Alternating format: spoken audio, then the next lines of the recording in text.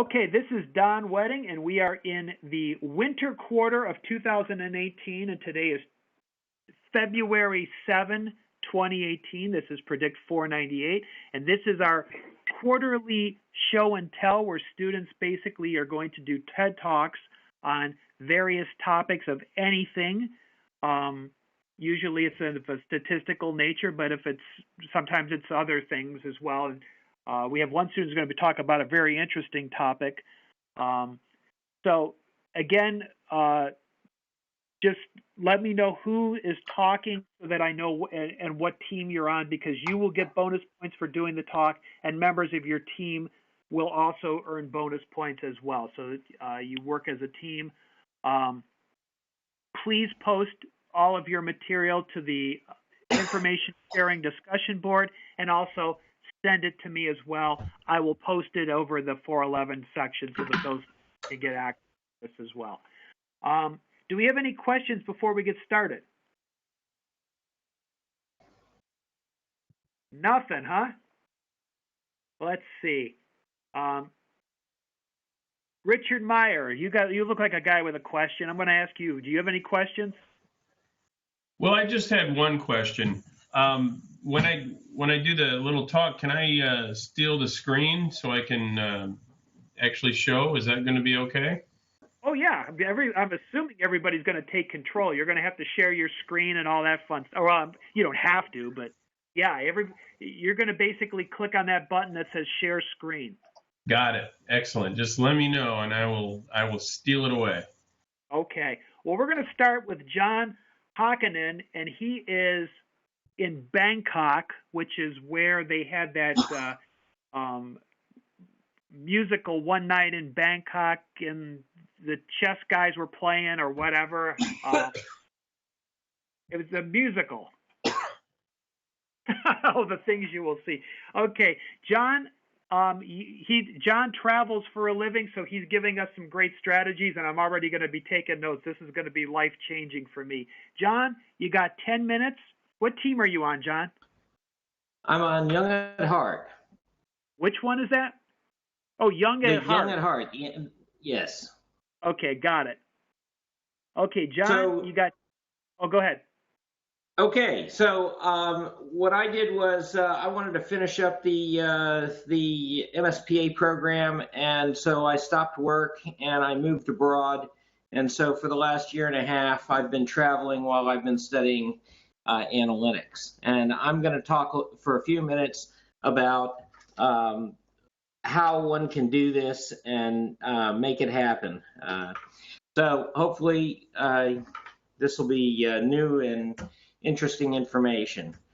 There's a picture of, a lot of people think traveling is expensive. It's not. That's a picture of my apartment in Athens that I had. I just left. I had it for $500 a month. And that included all the utilities and everything.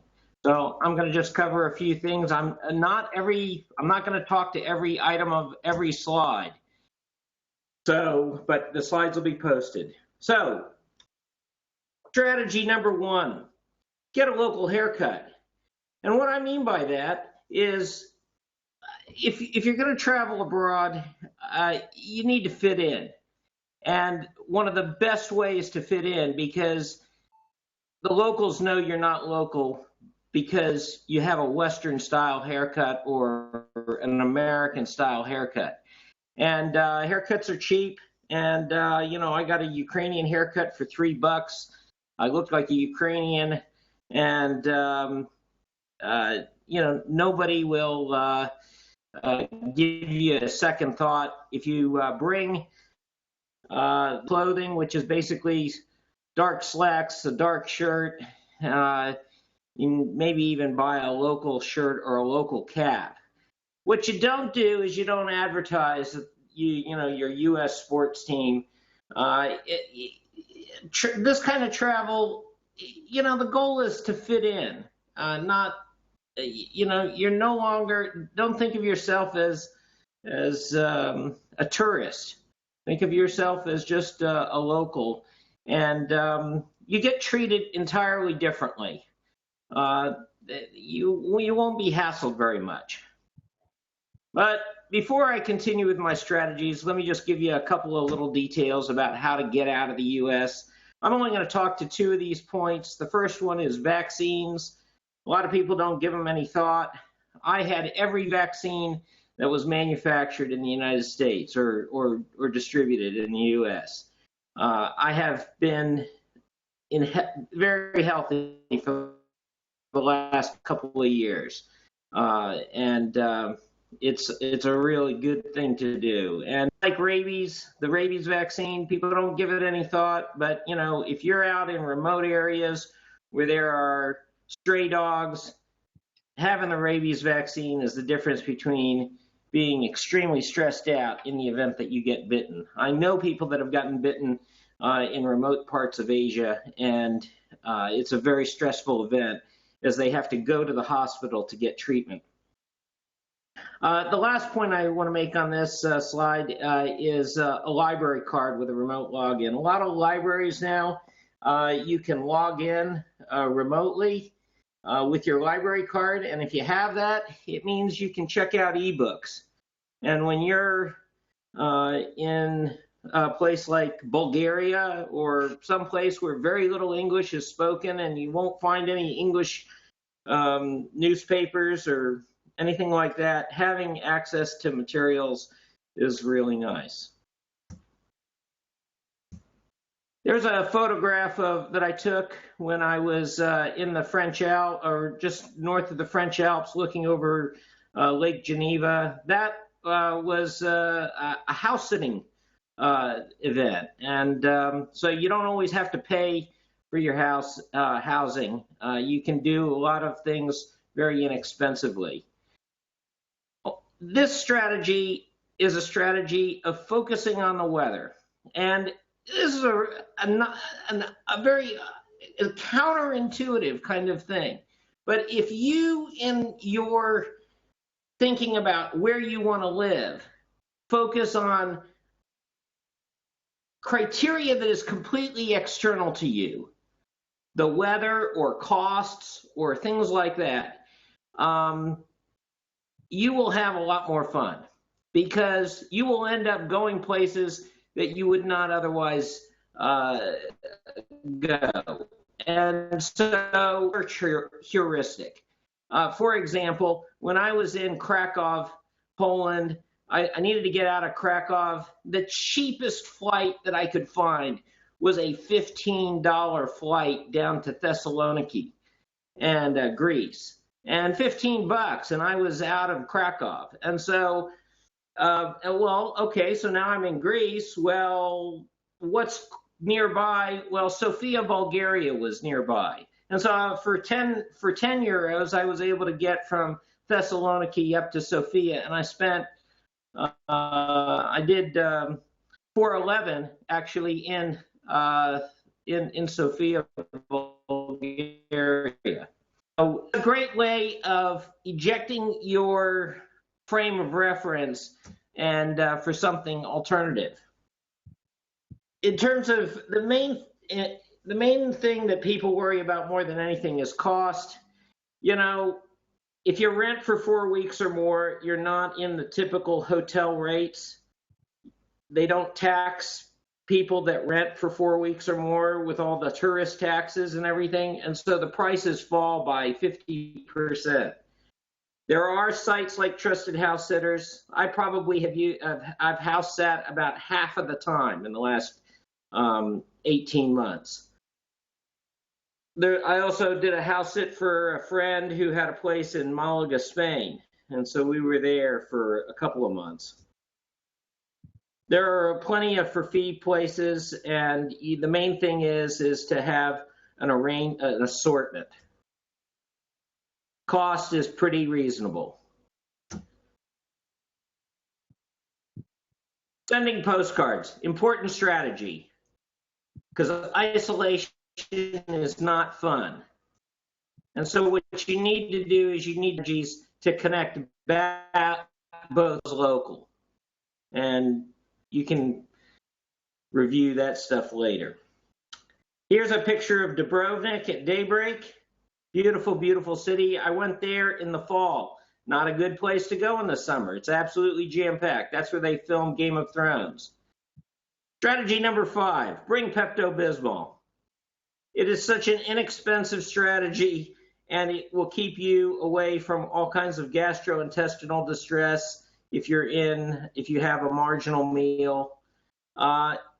I think health is probably, other than cost, health is probably should be one of your primary strategies. And so I even have things like a water filter and chlorine tabs. If I'm in a place where I don't trust the water, well, I don't drink it unfiltered and unchlorinated. Mosque tools. I am going to spend a few minutes on this, because most people they think about clothes and stuff like that, and clothes are important, but textiles are very cheap overseas for the most part, unless you're in a place like Switzerland or Finland or someplace like that. Office supplies. I cannot express what a good pair of scissors will do for you when you're in the middle of nowhere. It is a multi-purpose tool. You can use them as pliers. You can use them as a knife to cut with. It's incredibly useful. The other tool is a Sharpie, because if you stay at a hostel, you can write your name on the food and stuff. The unit that is the 3-outlet extender that will then allow them to plug everything in. Instead of swapping out plug. I can't emphasize this great, because you can, you don't have to turn the music up at full blast and people won't be upset. Small piece of rope, clothespins, not every place, you'll be washing your own clothes and stuff in a variety of ways. If you're in a distant place, a headlamp is useful. This one's also what I think is a non-obvious approach, which is, you don't want to be bothered, say nekvala. And that's Bosnian for thank you. Why Bosnian? And the reason being is because nobody speaks Bosnian. And if the salesman is bugging you and you just tell him no thanks, well, if he doesn't understand it, he's going to leave you alone. And if you don't look like a tourist, they're not going to be bugged. But if you don't respond in English, I cannot emphasize this enough. If you do not respond in English, ball cap, and would just point at the Finnish flag, they knew they couldn't speak Finnish. They left me alone. Your hassle factor falls off to 0. I mean, if you get a local haircut, you're not going to be hassled anyway. This is a photo of Vladimir Manov. He's a guy. I'm standing there in front of him, in front of a restaurant. He was a guy that was standing behind me. I don't speak Bulgarian. The menu's in Cyrillic. I didn't know what to order. I could have played mystery order, but I turned to the guy behind me and struck up a conversation. He spoke great English. He had lived in the U.S. The strategy here is a really simple one. Stop running around like a crazy person, because you will have plenty of opportunity if you're camped out in a location for a month to see the sights. But what this kind of travel that I've done is completely different. You just grab a sandwich, you go down to the plaza, and you strike up a conversation with somebody, or you talk with somebody behind you in line. And if you tell them that you are spending a month or 2 in their city, they are always super, super appreciative. I stay in contact with Vladimir. Nice civil engineer, nice fellow. And so this is the point of this, which is the unintended results. I didn't really appreciate this. First of all, you travel abroad with just a couple of suitcases, you have nothing. Your stuff needs will drop to 0 after a couple of years. You just don't, you will no longer have the same relationship with stuff that you once had. you'll feel comfortable anywhere. And that's a really wonderful thing. And if you have any other questions,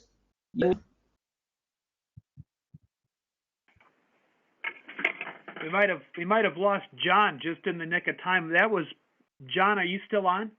I am. That was one of the most fascinating talks I've ever had. And it was so outside of the box. But what do you do for a living? You just travel for fun, or is this? Well, my last job was I was working in the modeling department of a bank, but you know the stresses they didn't want me taking classes. My boss repeatedly asked me not to take any classes because I was they needed me to do modeling and stuff. And so finally I told the boss, I said, hey, I'm not going to finish my degree if I continue to work here. So, I'm going to stop working here. And at that point, I was in Hawaii, and Hawaii is an expensive place. And, you'll drop, $3-4 grand a month, living in Hawaii. And I can live abroad for $1,000 a month or $1,500 a month. So I just took a year and a half off. Wow. That is fascinating stuff. I love that. This was an interesting talk. There's a lot of things in here I'm going to use. I travel, but not abroad, but even the things that you've given are very useful. Does anybody have any questions for John? If not, we'll move on to the next talk. John, I just want to say it's inspiring. As someone who's deep in the bowels of a bank, I'm inspired by your whole talk, and thanks for sharing that. That was great. Thank you. My pleasure. Man, I love this show and tells. You learn so much. John, I think the one thing that you pointed out about worrying about stuff, dropping stuff behind, it's so true. The more you leave stuff behind, is like, do I really need it? You just keep going.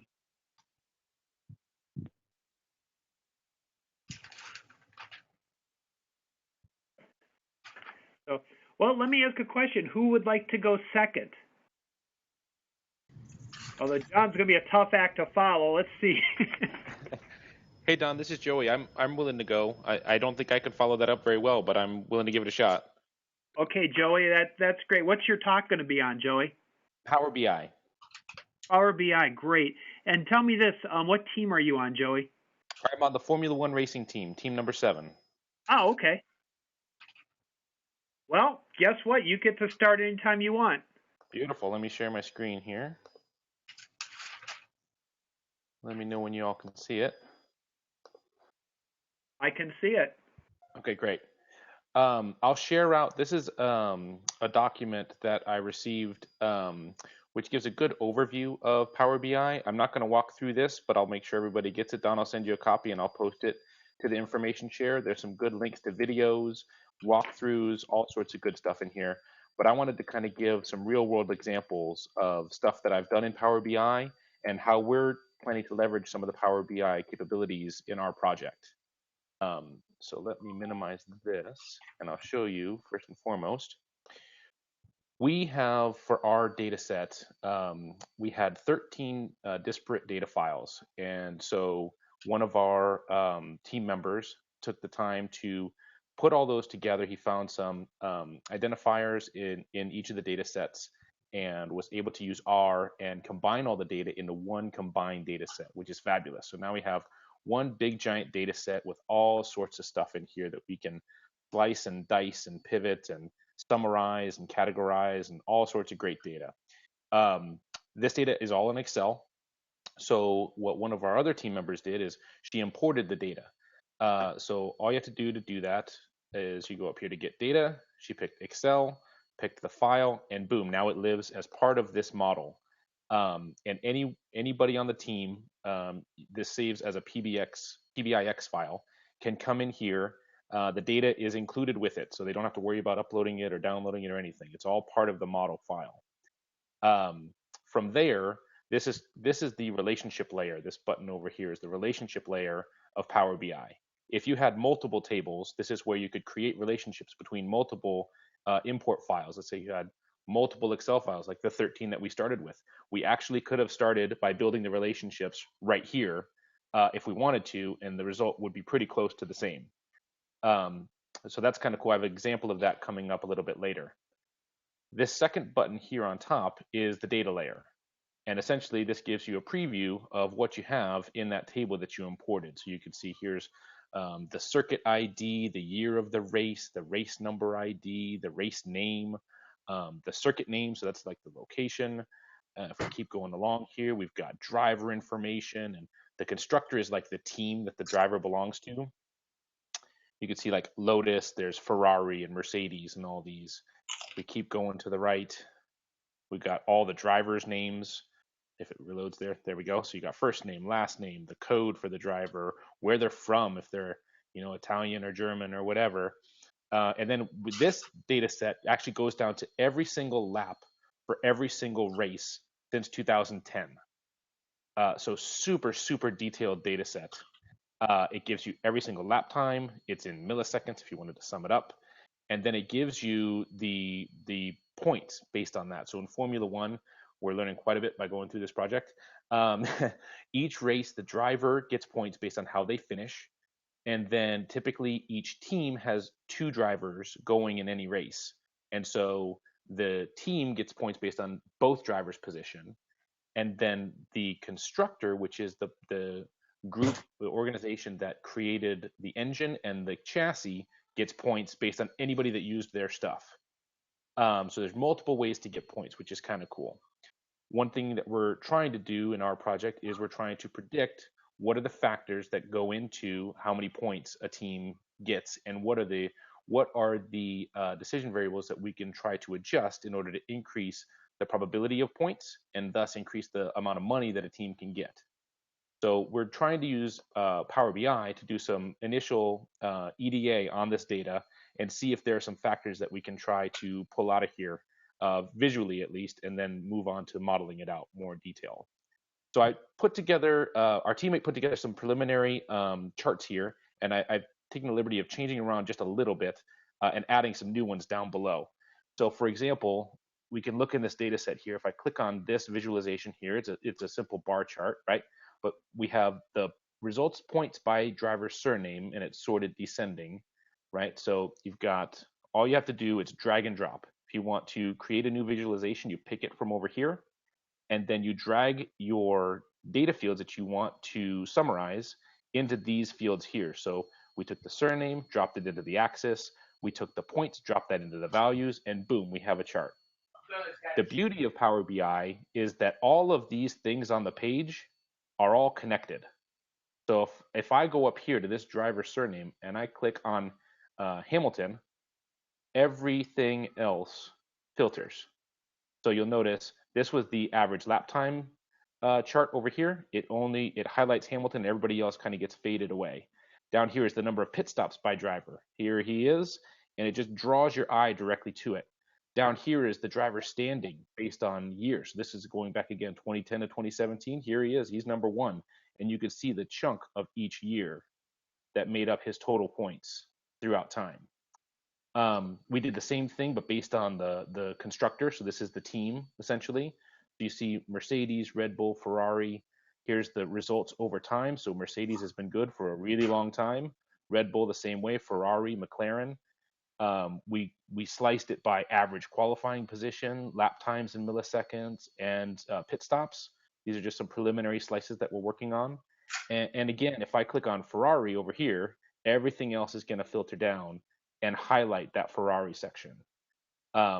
Another powerful visualization that it has built in is a mapping function. So we thought this was kind of cool. These are all the races from around the world, and this is based on the number of points that teams have gotten from that place. So based on this, each of that, the venues have the latitude and longitude in that data set. So you can actually drag and drop. It has spots in here for latitude, longitude, drag and drop, location name as the legend up here, and then the points determines the size of each bubble. So if I wanted to see, oh, what's this one? If I click on it, it'll show me, oh, that's the Buddha International Circuit in India. If I wanted to click on this one, this is going to be Albert Park Grand Prix. This is in Melbourne, right? And it can go the other way too. If I wanted to show me the Monaco race, if I click on it here, it'll zoom right to it and show me where exactly Monaco is. And if I wanted to do a presentation, I can, take a snapshot of this and it'll be good to go for my presentation.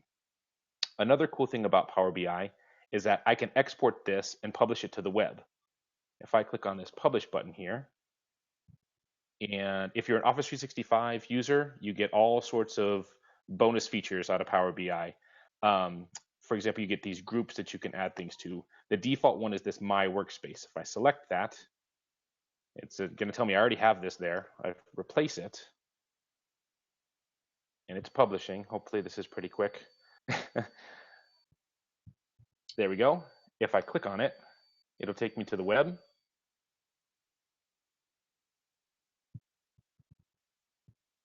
It'll log me in.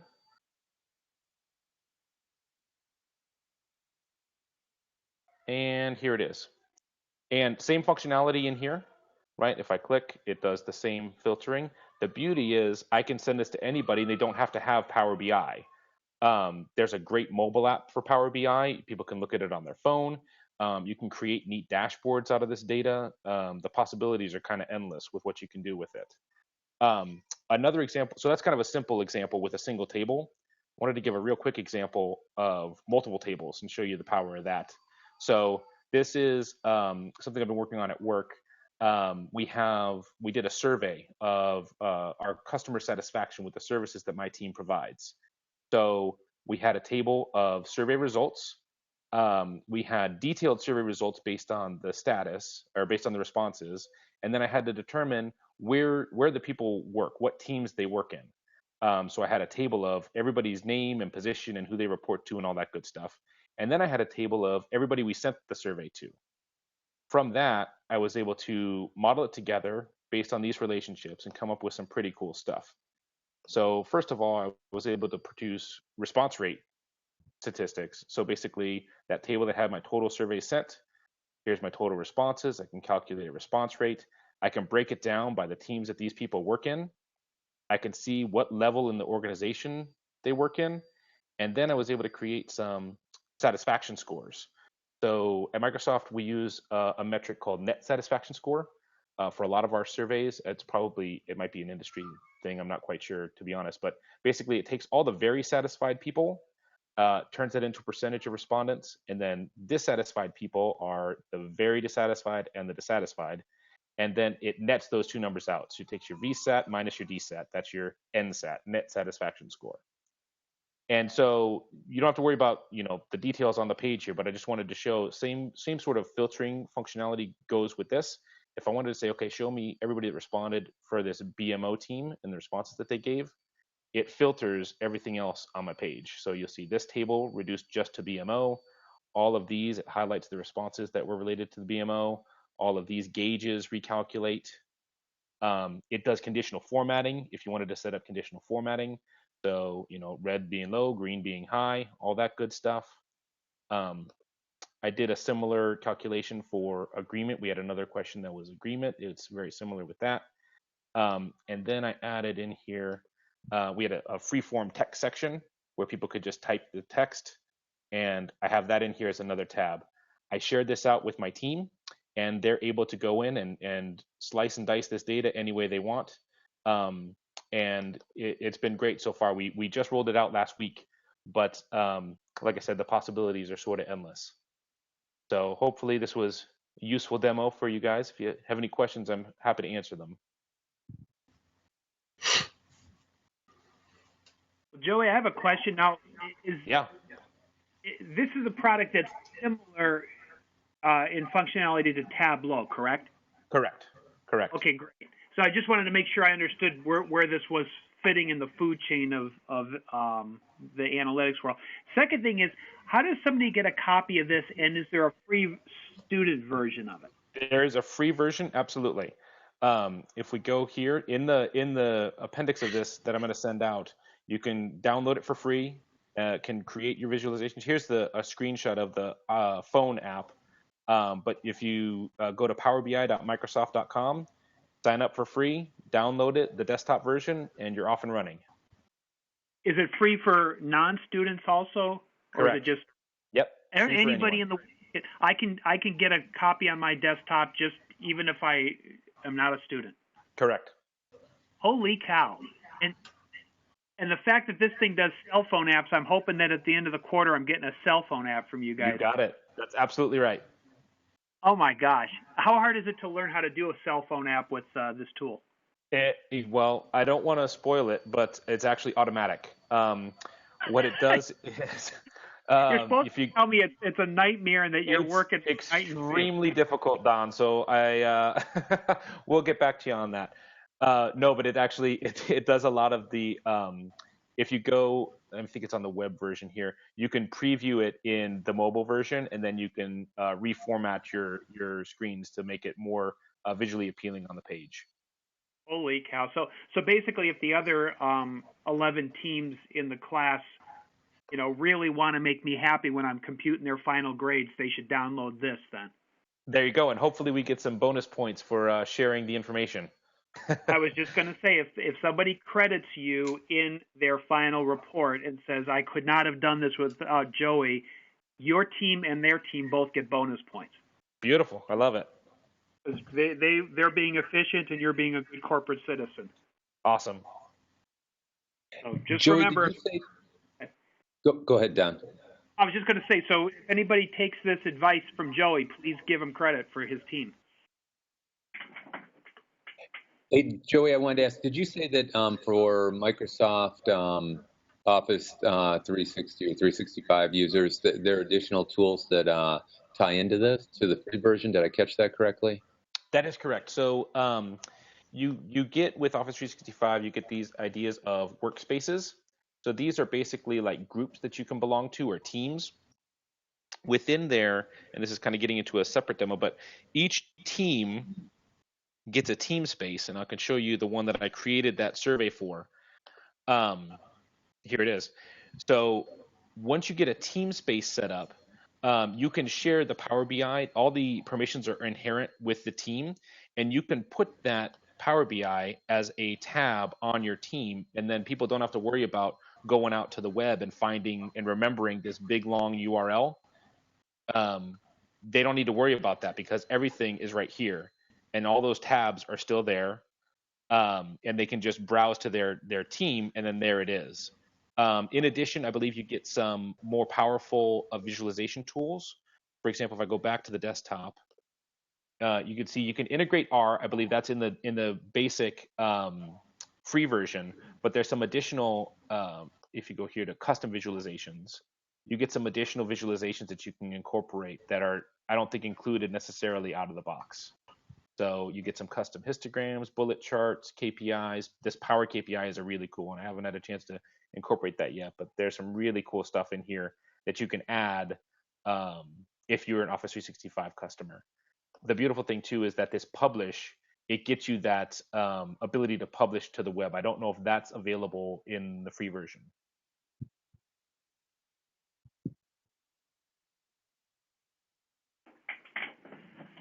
Wow. Well, I'm hoping you post those slides. This is going to be very useful. We got a second home run in a row. Let's see how long we keep the streak alive. This was an excellent talk, Joe. Really appreciate that. Oh, thank you. I appreciate that. So, well, okay. Well, who wants to be number 3 on the list here? Well, I think I'd like to give it a go. It's getting close to my bedtime anyway, and the longer I wait, the better these presentations get. So I'm thinking I better jump in and get this out of the way. Okay, Richard, you're up. What's your talk and what team are you on? I am on the we were originally named the Dizzy Doctors. We're the healthcare bunch, team number 4. Okay. And what I'm going to talk about is what our team used in order to share data effectively among our teammates. What we did is we leveraged Amazon's AWS database cloud services, and one of the team members spun up a database, and I've always wanted to look into this, so I started playing around with this stuff too. And we were able to take the data that another team member got in file form and load it into tables pretty easily, and then now we're able to go in there and we can mess around with that data. We can create new tables that are merging that existing data, and then we can also connect to it using a variety of tools, including R. And I think Eric is going to present on that. I think he mentioned he was going to show how to connect to that AWS database using R. So I won't do that. I won't steal his thunder, but it shouldn't take too long here, and I'm going to do it live for you. If that fails, I do have a document that I can use as a backup with screenshots, which is not as interesting, but we'll give this a go. So obviously the first thing you need to do is create an account on AWS, which is free. I'm not going to go through that because that's just like creating an account on anything else, whether it's Pandora or something else like that. And then you can sign into the console, the AWS console. And this is where AWS has a lot of compute services, and I don't even know what all of these things do. There's just tons of stuff here. But you can do anything. You can host a e-commerce site with a database background, in the background. But what we're going to do is we're going to go to the relational database service here. And we're going to launch a new database instance. Claire. The rainstorm went through upstairs. What's that? If you guys wouldn't mind going on mute, I appreciate it, so I can hear myself. So what you want to do is we're using the free usage tier here as well. So if you don't want to shell out any big bucks, you can check this button and it'll gray out what options aren't available in terms of databases. But you can see they have MySQL, which is what we used. They also have PostgreSQL, Oracle, SQL Server, Maria database, which is a version of MySQL, and then they have their own proprietary, which for some reason isn't free. Don't ask me why that is, but so we're going to select MySQL. We'll go to the next step, and we're gonna accept a lot of defaults here to keep this streamlined and easy. We'll accept that. That's the only option. We're going to accept the default version. There's only one option on the free tier for your instance class info, allocated storage, all of this. We'll just accept all of that. We'll give it a name. I'm going to call it, I don't know, let's call it test 2, I guess. And then we're going to specify a username and a master password. In this case, it's user and password. Very secure. We'll go to the next step.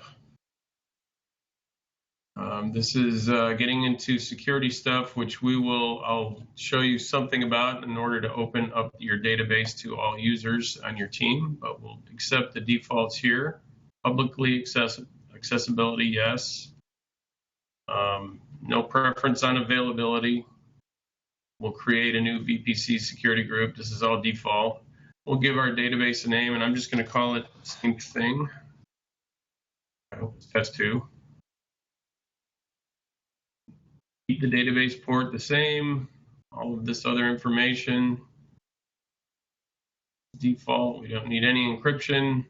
Backup. If you want a backup of your data, you can get it as often as every day. 7 days will be good enough for us today. No preference on the window. We'll keep that the default. No enhanced monitoring. We'll check all the logs. You probably won't need these, but they tell you should. And we'll take the default if there's a minor version upgrade of the database. And no preference on the maintenance window. Now we're going to launch our database instance, and that's the bulk of the work right there. So it takes a few minutes to go through the creation process. And we can go here and we can begin to see some of the aspects of the database. Now, it'll take a couple of minutes to go through the process of creating it. So if we back up one, we can see This is the instance that I've just created. You can see the status is in a creating state. That'll take a couple of minutes to do, but in the meantime, I'm going to show you on a database I spun up earlier how to quickly configure the security so you can let all of your teammates jump in and use your database. So what you'll want to come down to, what you want to do is come down to the security group right here, and you'll click on the security group, and this will open a new window. And you'll see down here, inbound, there's one here, and we're going to edit this, and we're going to simply say the type, we want all traffic. Everything under the sun, and the source will say anywhere. We'll save that. And we'll do the same thing in the outbound. We'll edit this. All traffic, it's actually set for all traffic already. Set that to anywhere. Save it. And that's the security settings that you need to make. And now your database is open and available to anybody that you provide the username and password to, as well as the what's called the endpoint. To actually connect to the database, you're going to use this string here, which looks a lot like a web address. And that's what equates to a host. And I'll show you using MySQL Workbench. Essentially, this is a free download. This is one way to connect to a MySQL database. I already have a local instance, and I have our team set up here. But I can set up a new one for this database. We'll call it my test 2, and the host name here. So this is the endpoint. I'll just copy this, put that in here. Word is the same. Username was user. My password, which I'll store in the vault, was password. I think I don't have a default schema, so we'll click OK.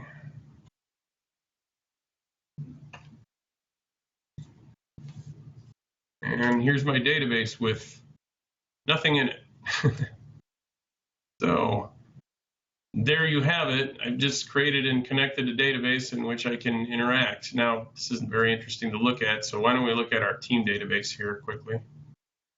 At least show you what it would look like. Here's our team database. We started off with these 4 files here, and we've since created a whole bunch of stuff. And this is my work, some of the queries that we've run. And so this is how we're interacting with our database. Now, you can pretty much connect to a MySQL database on AWS using any kind of client tool that's that you can form this connection to, including R. And hopefully Eric will show how to do that, because I'm not going to steal his fire, as I said before, but I'll give you a hint. It kind of looks like this. But that's pretty much it. That's how easy it is to spin up a database in the cloud and share it with your teammates. Now, of course, this isn't as secure as a production database should be. If you were going to set up security for a production database, you'd probably create different kinds of user profiles with different levels of access to the database and grant those to the people who needed them accordingly. But since we're just a team of 4 or 5 people, we can trust each other to get this done. So. Richard, this is Don. I got a quick question for you. And also, here's a quick announcement to the other students. When you see something like this, even though your team is doing analytics and you guys are trying to solve a problem, in my opinion, something like this is also a value add that a CEO of a company, even if you're saying, well, we're trying to predict Indianapolis race car guys, or we're trying to predict hockey wins, or whatever your prediction is that the team is trying to do. This is also a value add. So this should be in your report as, look what we did so that the boss sees that you did some other things and you can get points for that. So don't just, if you create something along the way in the process of trying to solve a problem, the boss should know about it. So it doesn't have to be a major part of your report, but certainly a couple of screenshots in an appendix can go a long way to impressing the boss, and in this case, impressing the instructor. So, this is remarkable that you guys put up a database like this. Yeah, thank you. And that's a good point, because I've been at every organization that I've worked at for the last, I don't know how many years, I've been trying to get people to buy into cloud database storage, because I think that Amazon can probably protect data better than they can, but there's a reluctance there, and the pricing is not as simple as you'd like it to be when you start getting into a production mode. But personally, I think this is the way to go. This is the way of the future. You throw your data up here in the cloud, you build your application up in the cloud, and then you don't have to have a whole big team of IT people to support servers and applications and all of that, right? Now, this is free for students, or what you're doing here is free, correct? Yeah, this is the free tier. So you're limited in the amount of data, right? And then there's also all other kinds of things you can take advantage of on AWS in terms of developing applications or even doing machine learning stuff. But there is limitations, obviously, for free. You can't get the whole big enchilada for nothing, right? But you can get a surprising amount. And it was enough for us to work with, so it worked out great. And I'm glad we were able to leverage this. How difficult was it to learn this? I just looked through some of their documentation, and I just play around with it and figured it out. And I don't know, it must have taken an hour or so. It wasn't that long. Oh, I do have to mention this, though. I ran into a unique problem. I was able to spin up a database with no problem in using the console. But when I went to connect to it either in MySQL Workbench or in R, for some reason it kept erroring out. And for the life of me, I couldn't figure it out. And then one day at work, just for the heck of it, I was on my work computer on the network there, and I tried to ping it with R there, and it worked. And I'm like, what the heck? Why is that working there? And then I brought my work computer home. I logged into our work VPN, which I do when I work from home, and I tried the same thing, and it worked. But then I logged out of the VPN, and I tried to hit it, and it didn't. And I realized, well, my ISP is blocking this connection, which is Comcast, by the way. So I determined that I needed my own personal VPN service, which is ridiculous, because I tried to work this out with Comcast, and I got a lot of, they had me try some things, and it wasn't working. And then eventually the support person just said, oh, you're just going to have to call the security office in the morning. At that point, I knew that was a dead end. So I tried this NordVPN. I got it for a month. And sure enough, when this thing is on, it works, because, Comcast doesn't know where I'm going. This is also good for other things. Like if I wanted to get into some illicit activity online, if I wanted to start trading Bitcoin or dealing in drugs or something, I could probably really leverage this NordVPN. I'm kidding, by the way. I'm not planning on doing that, but if I were. Bitcoin's a bad idea. Yeah, listen, it was not that long ago. I was looking at $100 to $200 of Bitcoin and thinking, that would be an interesting purchase. Yeah. Anyway. This is John in Thailand, and I use NordVPN and PureVPN because a lot of the ISPs across the planet will throttle down your bandwidth if they detect that you're pulling video or particular protocols. And if you've got the VPN connection nailed up, they can't tell what kind of a file you're pulling, and so you have maximum bandwidth. Yeah, that's a good point, John, because that might happen here now that our net neutrality laws have been pretty much squashed. And that's another potentially good use. I mean, Comcast can say, oh, wow, you got YouTube TV going, right? And you're not buying our cable package, so I'm just going to throttle you back and penalize you for that. So that's an excellent point.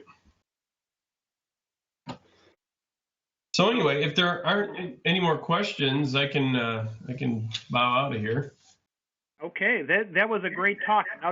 Another winner here. We're perfect track record tonight. Do we have anybody else that's going to talk tonight? I'm hearing that Eric was going to talk. Yeah, I do too. Sally has a talk too. Yeah. Sally has a talk. Well, tell you what. How about we let Sally go first? Because Eric, you're on the same team as Richard, aren't you? Yeah.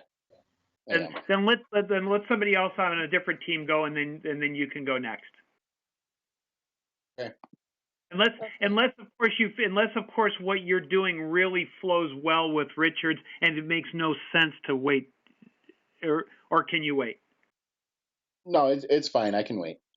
Okay, perfect. Sally, do you want to go next? Sure. Let me get my screen up. And Sally, what team are you on? I'm on team 5. Okay. Consumer packaged goods. Oh, yes. Okay. Can you see my screen? I can. Okay, so I'm going to talk about Azure machine learning. I started playing with this in December, and I've had a lot of fun with it. And I'm going to show you how to analyze data, a very simple data set, analyze data, build a model, and hopefully I'll have enough time to publish it as a web service. So Azure is also a big cloud service, much like Amazon cloud service, where you can, house your data, use the computing power, but it also has a machine learning tool that's added into it. And so that's the part that I'm going to show you. So what I'm going to do is I'm going to start a new experiment.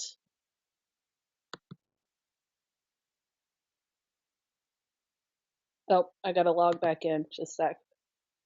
Had it ready to go.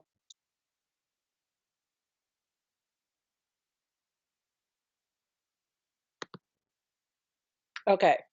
So I'm going to start a blank experiment, which I'm going to click on this. But if you can look at this, it's very similar to like a Word document where they have a lot of templates that you can start your projects with or use them as tutorials on all different kinds of subject matters, which is actually kind of fun to do. And that's kind of how I learned how to do it, was just going through all of these, not all of them, but some of these examples and then clicking through them and trying them out. But for this project, I'm going to start a new one, and it's going to be a blank experiment to begin with. And so first thing I need is I need data. You can import or upload data from your desktop or a website, wherever you want. It's pretty easy to get the data in. But for this, I'm going to I'm just going to grab their first sample data set, and drag it over to the kind of like a blank canvas. I'm going to call this prediction. And the bottom little nodes is sort of like the output. You can visualize the data. So you can see that I have 32,000 rows, 15 columns. I can look at everything. If I click on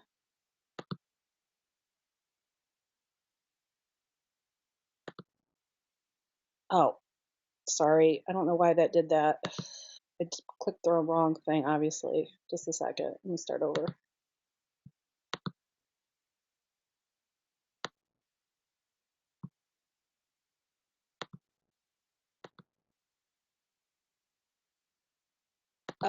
You can click on a column and then get kind of the statistics. It's got the, general statistics. You can also get a histogram of each thing and, look at the data any way you want.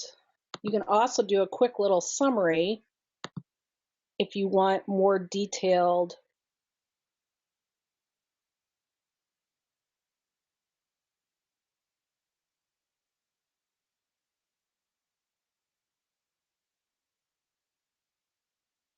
Okay, this is where I'm going to drag the summarized data over. And then we can look at it that way also. And then you have to run that. It's going to compute all of the summary statistics. So it's done running. Going to look at it again. So now you have all the different summary statistics that you would want. Standard deviation, skewness, kurtosis, your percentile numbers for various percentiles. Right now, let's look at missing values. So we always need to fix missing values. Okay, so I have 2, 3. I have 3 variables that have missing values. So let's go fix those. Oh, you can also look at I'm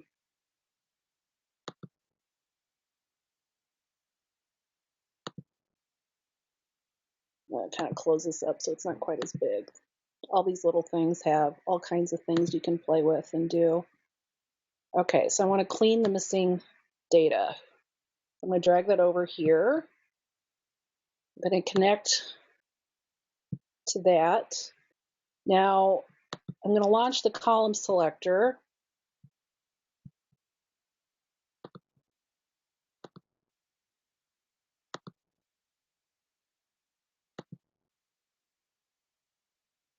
I actually only want those 3, so I'm going to get these out. I'm going to select the 3 that I had. This was one of them.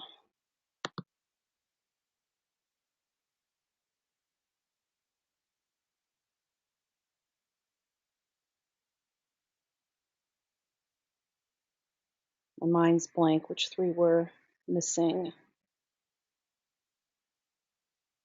I think it was this one.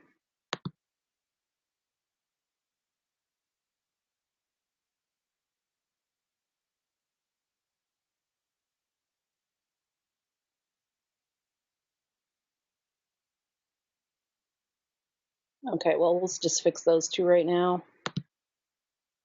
Okay, then you have to check at the bottom, and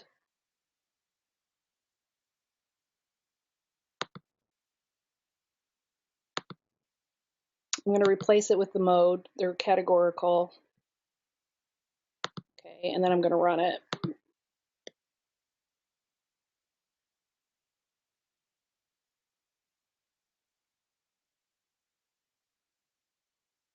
It usually doesn't take very long. Okay, so now let's look at the output.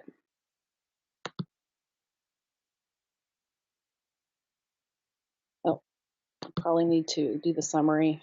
Stick the output back over here. Run that.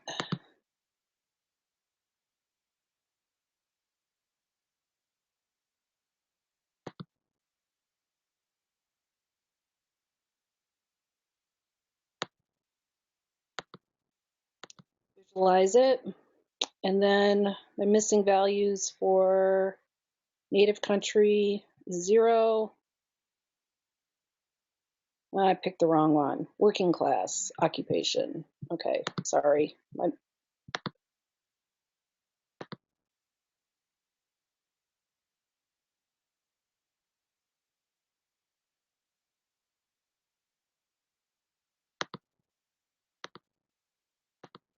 Okay, I'm just going to leave that. So now, when you're building a model, you usually need to split your data set into training and test. So I'm going to grab the split data. I'm going to take my clean data over here, and I'm going to set it up to 70% training and 30% test. This number, if you can see, it's for the first output data set. So the little circles at the bottom are for the output data sets. And then I am going to, I don't think you need to see that. Trust me, that one works. I'm going to do a model. Let's see. So here's the machine learning models that you can do. Do a decision tree. Don loves those. I About love a, decision trees. about a 2-class boosted decision tree. It's actually it's a 2 classification income problem. It's above $50,000 and below 50,000, or below and equal to 50,000. So we'll use a 2-class boosted decision tree. And we need to train to get the train.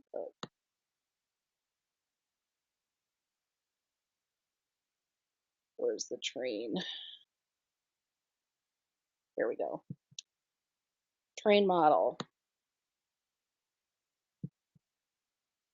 And then after we train, we will score the model.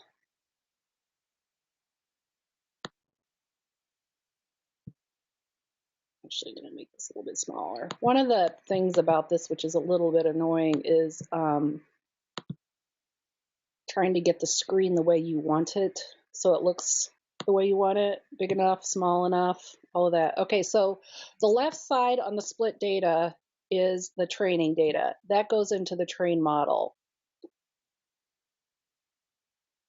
The scoring, you used your train model for the output, but then you use your test data set over here. So now you can run these things one at a time, or you can run them, I don't know why I have a little, oh, I got to put this, I have to do the launch the column selector to get my dependent variable.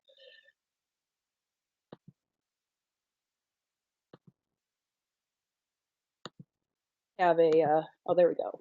It's income. And then the other, there we go. Okay, so that should go away. I didn't, no. Oh, I didn't check. You have to check this little check mark at the bottom where it doesn't save.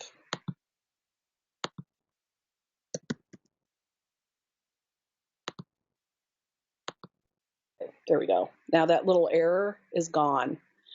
So I'm going to run this one. So it automatically figures out how much it needs to run.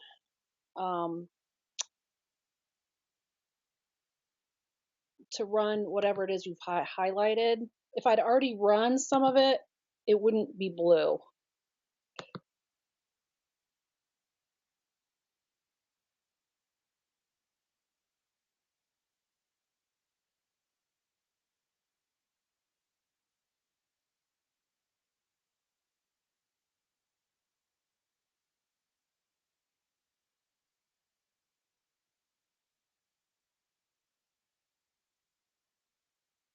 So you can also, when I've been working on this, I'll put 2 or 3, or actually I had about 10 or 15 next to each other running all at the same time, and then I can look at the results at the bottom and pick the best one.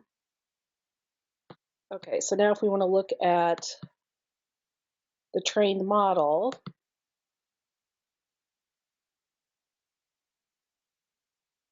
for the output,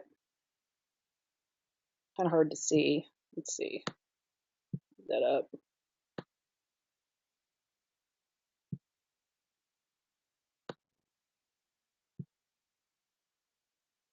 Anyway, you can click on all this stuff and look at everything.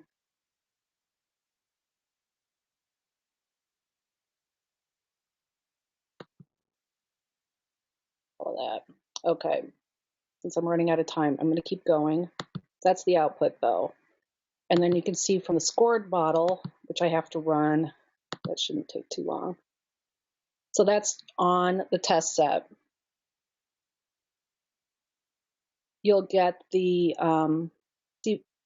file with the scores on it, and then we'll need to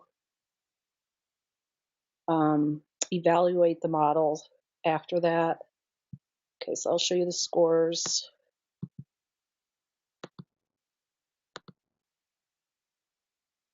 So all the way over to the right, there's your scored probabilities, and then the scored labels for that.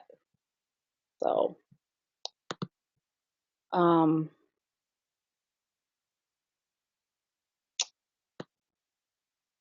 this I'm going to look at the area under the curve. I'm going to run that. So if you do multiple models over next to each other, you could run a logistic, anything else you want, compare them with the evaluate model little node.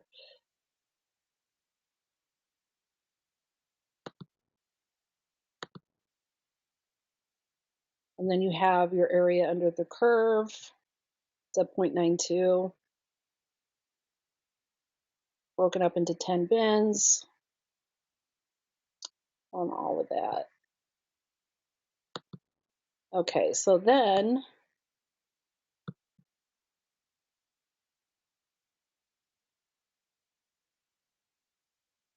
you can see there's all kinds of things that you can do as far as transforming the data. Cleaning missing data. You can cap data if you want to play with outliers, like clip the values. You can normalize your data. You can use principal components analysis. You can group your data into bins. There's all kinds of things that you can do to play with. Okay, but for this one, I'm just going to say it's done. Obviously, it's not very good, but now I'm going to set it up as a web service.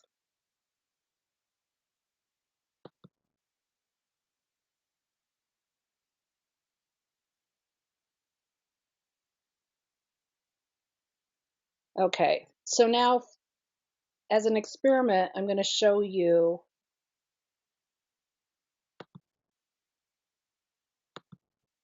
I'm going to select columns.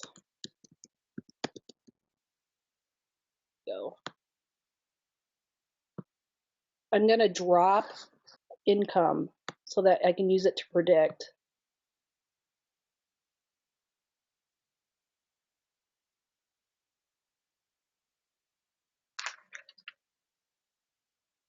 I'm going to connect those two.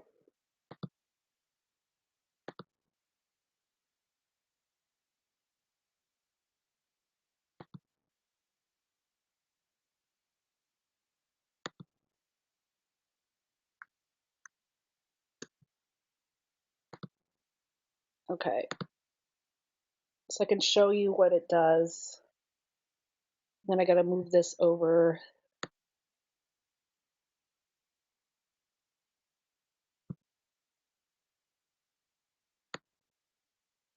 Wrong there. Okay, so it's connecting it that way. I'm going to run this again. I'm just going to keep the predicted. I just want to keep the predicted variables. So I'm going to select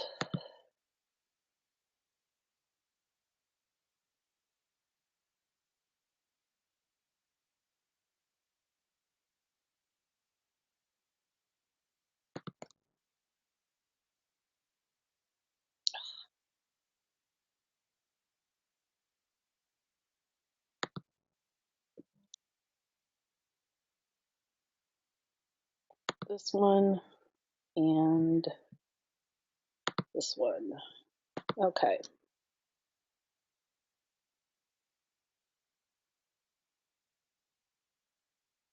I don't know where that came from. Okay, so now I'm going to run that. I'm getting rid of the income, and then I'm trying to keep just the predictions at the end. And then you'll be able to see how it gets published and is deployed.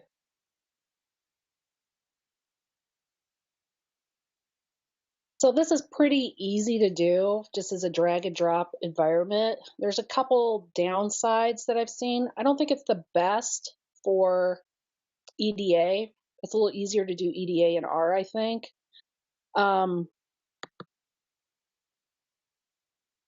Okay, so now I'm deploying it. The other thing is for time series data, which is primarily, okay, so now if I enter, these are the columns. If I just enter, it's going to give me a prediction of, If you don't have a working class, would it fix it for you if it was missing? if I set it up ahead of time. You know, I only Okay. set 2 of those up for missing values. I probably, if I had set all of them up, I should have done that. That would have been easier for the demo. Okay, well, that's okay. I'm just saying that, for example, I think working class was one that you had fixed. Oh, was that the one I fixed? I thought it was, but it doesn't matter. I just was curious. Well,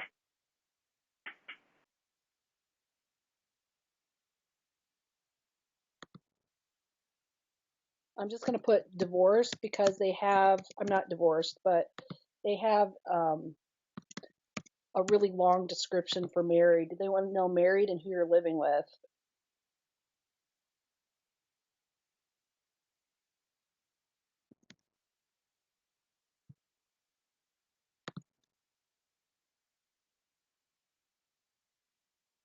You can just stick whatever you want in here.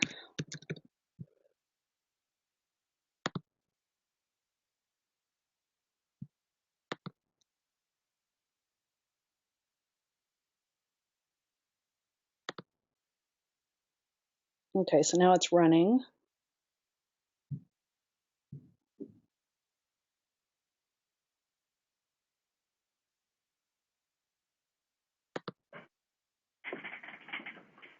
So while it's running, Sally, how long did it take you to become proficient in this? I wouldn't call myself proficient, but I started watching tutorials and I don't know, a few days to, I mean, you can start running stuff in 10 minutes. The project that we're working on has, is time series data, and it doesn't really support time series data. Okay. So I had to write R code. So it's compatible with R and Python, and you can put little modules in yourself. Okay, I don't know why I did something wrong here. That's okay because we're running out of time, but Okay. I believe that it would work. But it still looks really powerful, and hey, I love the decision trees. You know that's my favorite thing. Right. Well, But you said you got this. You became functional within 10 minutes, and within a couple of days you were.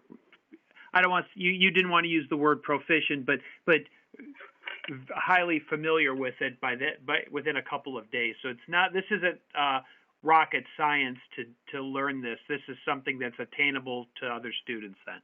yes, very easily. Especially And if you're not doing time series data, because for the time series data, if you go, there's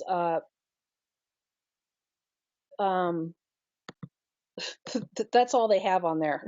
There's like really nothing that you have to write the code yourself.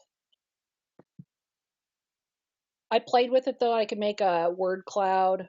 So you can create an R module, and it's got basic code for the models. It's probably easier to test in RStudio and then cut and paste it into these things. So this is how you train it. So you stick your code in there, and then this is how you score it. So, I mean, it's very doable for anybody. And then I'm hoping, Joey, with your, I didn't realize that was a Microsoft product, that these two should work together, I would think. Yes, I believe they do work. They work well together. In fact, I know you can import your R script into Power BI, and I think you can visualize some of the Azure ML stuff in Power BI as well. So I'm hoping that's how I'll be able to figure out how to do it for a phone app. So just looking at this Microsoft Azure and the Power BI and some of those other things, I'll just say I think that Microsoft's got a real future. I think, that's probably going to be a big company someday. Maybe. Sally, if you have any PowerPoints and you could send them our way, that would be useful. But I understand this was more of a live demo. So that's, I understand if you don't, but if you do, that would be wonderful. Okay, I don't think I really have anything. That's okay. If nothing else, just a PowerPoint with the web address of where to get to Okay. log in would be useful. Yeah, I So, can do that. thank you so very much. Yep. Listen, we got how many more people do we have on tonight? I know we have Eric, but do we have anyone else tonight?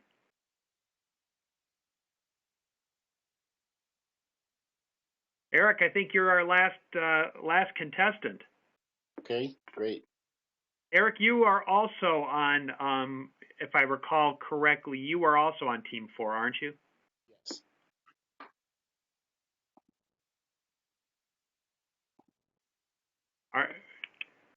Oops. Eric, are you on Team 4? Yeah, can you hear me? I can now. Okay. Yeah, I'm on team 4 with Richard. That's what I figured. Okay. And can everyone see my screen? Yes, we can. Okay. So I wanted to go over a tool, or the WEKA tool tonight. I think this was mostly aimed at the students for 411. Maybe some of the folks in 498 will learn something. But before I get started, for comparison's sake, I have written the code to run a random forest model in R. And this is not a meaningful model at all. It's just basically I'd taken a data dump and I'm going to run the model against it, timing it as we go. So, and I am using the carrot package, which, as most of you probably know, the carrot package does add a little bit of overhead, so it kind of slows things down. But, I'm doing this for a demonstration purpose. So I'm going to go ahead and kick off this model, and we're running in R.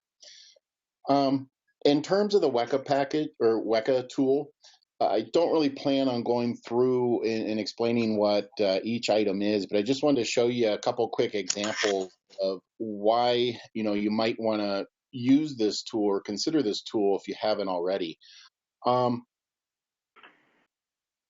Basically, what it is a graphical, or it's a model runner, I guess you could call it, that provides a simple graphical interface. And one of the things that I really like about it is it's very lightweight. Throughout the course of my MSPA career, I've always been on the hunt for new tools and the latest and greatest way of doing things. But I've often found that, WEKA being a free tool that's very lightweight and easy to use is very handy. So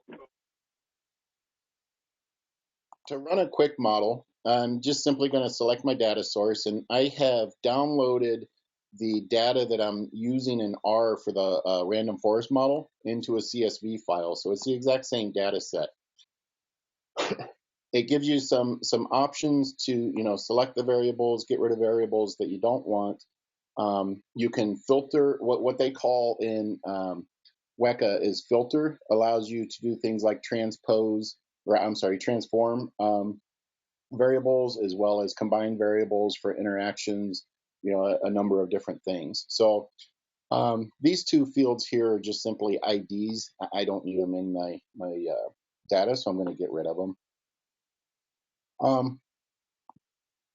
Next, to run a model, I'm just going to come over here and hit classify, and then select choose. And there's drop downs of multiple types of models that I can run. I'm going to run the random forest, just so that we can compare things between R and WEKA. And I need to select the response variable, which is accreditation decision. So I'm going to leave it at default and just simply run the model. Okay. It's basically taken 3.87 seconds to build the model. Now it's going to take the data and finalize the process. Give me the confusion matrix. Take just a second here. Eric, while it's running, is there a way you can tell it? Let's say you have a number that's 1, 2, 3, and it's a category instead of a number. Can you tell it to do that, to use it as a category? Yeah, during the pre-process, you can select, there's various filters that you can go in, and I don't remember how to do it off the top of my head, but I know I have done it, where you can go in and, transform a variable, change the variable type.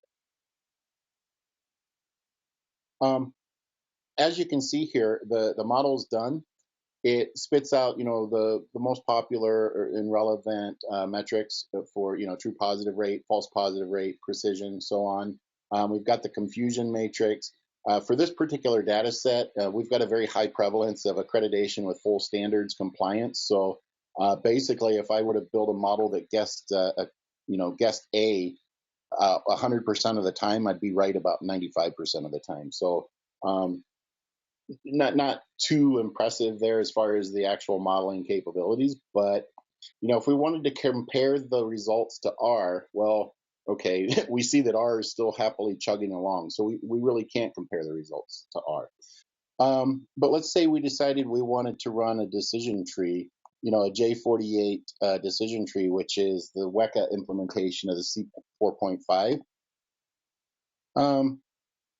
Boom, you've got your results. So if you're anything like me, about the time I kick off a model in R, I think of about 20 brilliant ways that I should be testing things or trying things. But by the time I get the results back, I've forgotten half of them.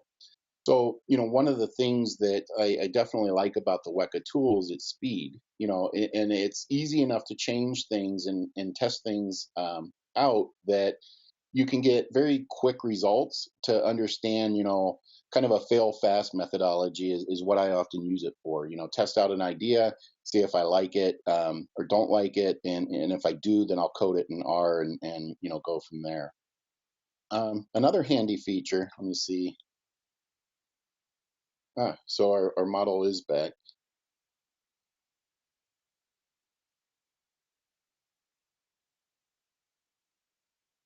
Sorry, I was looking for the time that it took to run. I don't see it. Okay. We'll go back to that in a second. Another handy feature is the select attributes functionality. So for my data set, let's say I want to understand what the suggested attributes are based on a given model type. Here I'm going to go in and select, wrapper subset eval. And then I'm going to choose J48 again.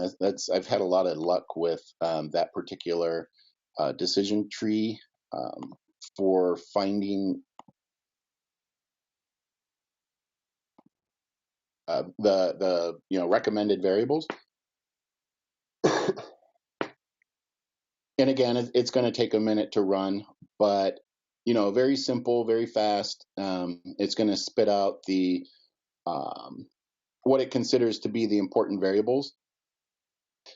Some of the other reasons that I've used WEKA or found WEKA to be handy in the past is, every now and then I'll run into a model that for whatever reason, I don't trust the results that I'm seeing in R, or it just simply blows up. And, I can come in and I can mimic that model, exactly basically here in WEKA. It does give a pretty full featured number of parameters that you can set, and you can even pass it strings if you wanted to do tuning, grid tuning, a string of variables, or I'm sorry, a string of values to try.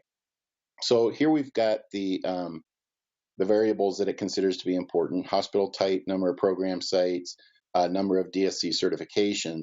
And, from the, let's see, this is 6 variables out of the 14, I believe, that were in the original model. So some of these other variables, especially beds, visits, and average daily census, for our team project, we've been struggling with trying to figure out how to roll these variables up into a more uniform and consistent data set. But, looking at the results of the, select attributes function, they don't even rank high as far as important variables. So, that's not necessarily to say that I would definitely exclude them, but I might give them a little less concern than what we had previously thought. So, some of the other tools that WEKA provides that are interesting is the experimenter, and I set one of those up here real quick. What it does is it allows you to run, import a data set and allow you to run multiple models at one time. Okay, so what I've done here is I've imported the same data set that I had before for the random forest. I'm only using 100 records for speed. And then I'm going to have it run the random forest in the MP or M5P. So I come over here to the Run tab, hit Start,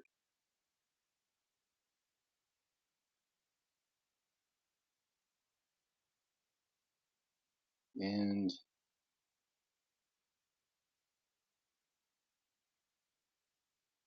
this was almost instantaneous when I was doing it earlier. Okay, so we're about done here. Okay, so for just interrupt while it's running is I'm just going to say for the 411 students, this is a great way to rack up some bonus points by using WEKA. This is, you don't have to use Angos or R or Python. You can use this tool just as well for bonus points. And the neat thing is you can crank out a decision tree and get more bonus points. So just, want to let you know that this is a very real option for you. So I can come over here to analyze after I've run the two models.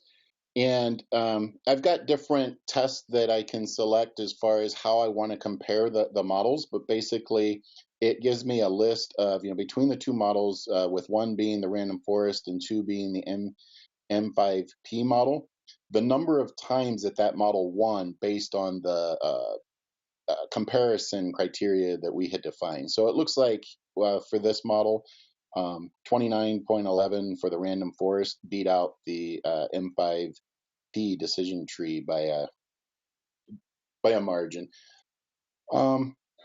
There's, similar to what Azure offered, there's also the knowledge flow, which is basically a graphical, and I didn't set any of these up, but it's a means to create a graphical data flow with filtering and, transposition if you need to change variables that you can save and use in other experiments or your modeling. The Workbench is basically a combination of the other three visual aids. The idea is that, instead of trying to flip between back and forth between all the other tabs, you can do it in this one. It's not something that I use very often. I found it's easier to just work in the Explorer tab, but it is there as an option. And then Simple CLI gives you a Unix-like command line interface to run the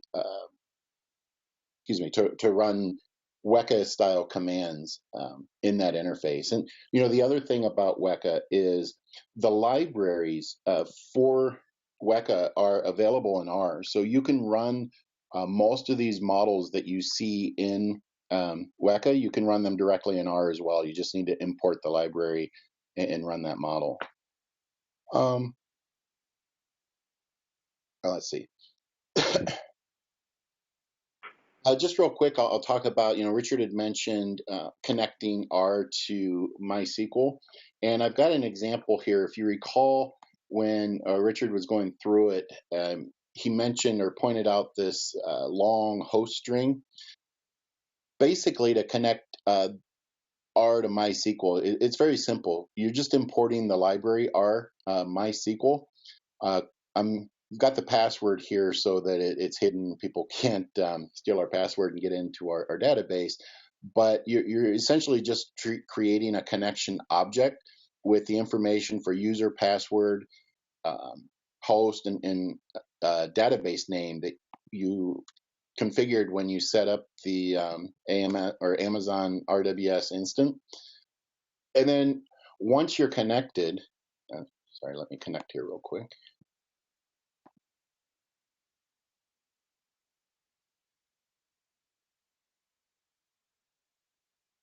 Okay. Once you're connected, you can do very simple things by passing SQL statements to the database directly. So the db read table command just grabs all the elements of the table without any, it doesn't differentiate. It just reaches out and grabs everything. If I want to look at the counts, and it returns a data frame. So if you're used to working in data frames, you'll like the fact that what it returns is in that format. You don't have to do any other processing. You can also send queries directly. So let's say I want to select just the top 10 records or first 10 records from the table. I would use the db get query command.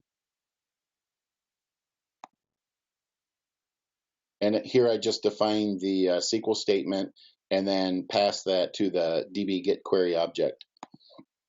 And if I want to view,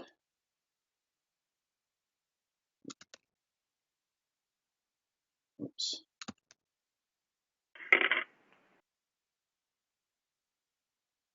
And this is the rows or the data that query has returned. There's also a send query function. So if you want to just do things like create tables, drop tables, create indexes, you can write the SQL and send the query directly to the database. And we've been using it in our team project.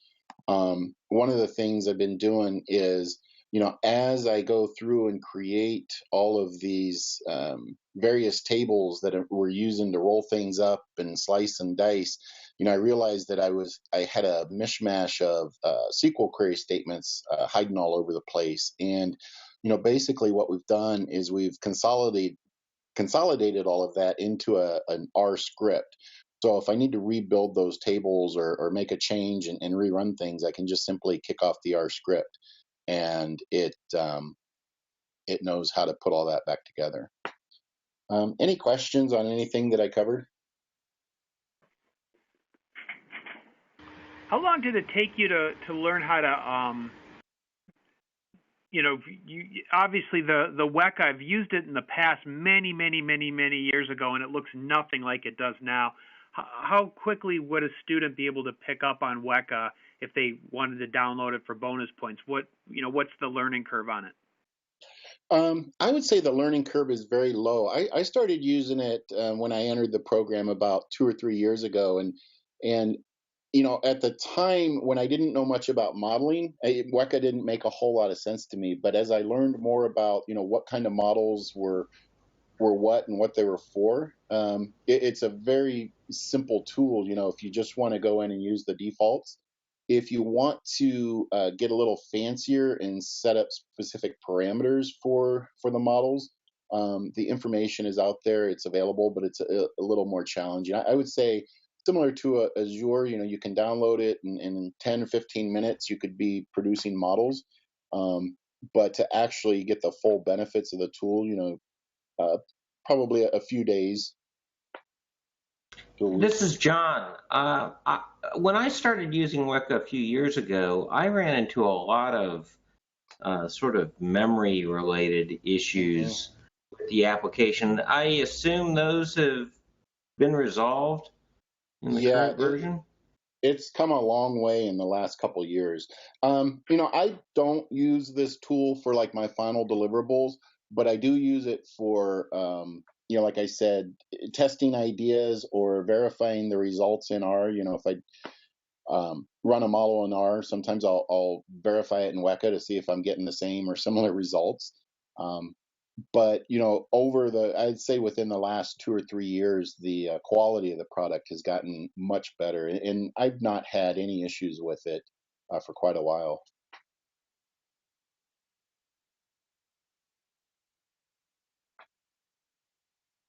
Hey, Eric. Yeah. I was wondering, can you connect WEKA to our AWS database?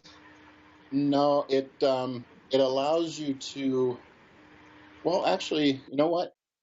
You probably can. I've never tried it. Just curious about that. Yeah, that's a good idea. Does it work? I'd have to investigate to see how I get the information in there because it's only asking for the URL. It might prompt you for the name and password if you put the. Oh yeah. Oh, there you go. Oh, Yeah. look at this. It might work. Huh. I don't know why it wouldn't. Yeah, I just learned something. I'd never thought of trying to connect it to our tables. That is too cool. Let me know if that works. You know, again, do a quick screenshot and throw it in your final report. I'd love to see it. I mean, just Okay. say, look at what we found. You know, those little value adds in your final report. I understand that's not the focus of your project, but you know, if you're the boss and you're like, look at all the stuff we did, and then all of a sudden he looks at an appendix and he sees all these other little things like, oh, by the way, look what we found. Those are the kind of things that just really makes the boss happy, and you know, might be worth some bonus points for you. But Right. absolutely love this. And just out of curiosity, I know that you probably don't have slide points for this or PowerPoints, but even if you just put a slide with where this could be downloaded, that would be useful enough. Yeah, I do have a little bit of information. I found some resources online for tutorials that were pretty good, as well as information on where to get help. That would be wonderful. Just something like that, like a one slide page, that would be useful. Okay. Absolutely wonderful. Thank you, Eric.